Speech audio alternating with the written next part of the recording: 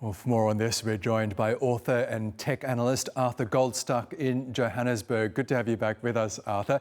Chip stocks are continuing to hit those huge valuations. Tell us more about what's driving this surge in investor demand.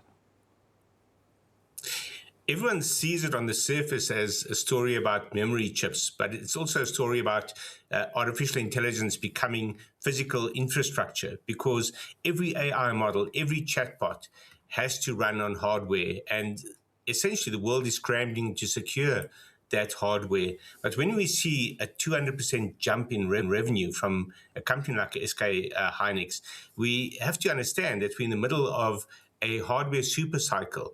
Demand is growing faster than manufacturers can expand their supply.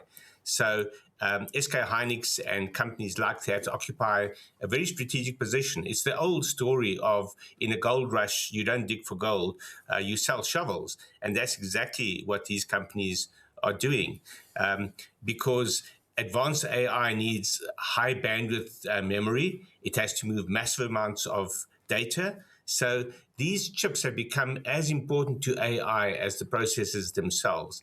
And we essentially spent the past 2 years talking about the software driving AI. Now we're seeing the economic knock-on effect in the hardware sector. As we've been reporting, Arthur, SK Hynix, Micron and Samsung have now reached major market value milestones. Are you concerned that just a few chip makers are becoming too dominant in this AI boom? Yes, that's definitely a concern, because a lot of the demand is tied to a small handful of customers. So if you're dependent on a company like NVIDIA and you're throwing everything at NVIDIA, the moment they slow down their investment and they delay their data center projects, which we're already seeing from some companies, or they develop alternatives, there'll be an immediate impact and you'll see those shares hit hard. At the same time, we're seeing memory chip prices rising as the tech giants like Google, Microsoft and Amazon expand their AI infrastructure. Is this rally supported by real demand, or is it getting overheated in your view? At this stage, the demand is still there. We see it in the results of the software companies, the valuation of the software companies as well.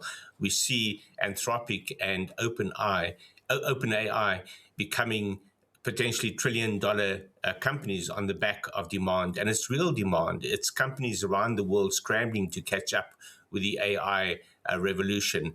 The weakness in this growth is that the AI ecosystem is led by a very few companies. So it's a wonderful place to be if you're NVIDIA or you're supplying NVIDIA, but it's incredibly dangerous if the market shifts to different architectures, or the oversupply of chips becomes an issue rather than the undersupply. And that's very possible because we're seeing massive ramping up of production.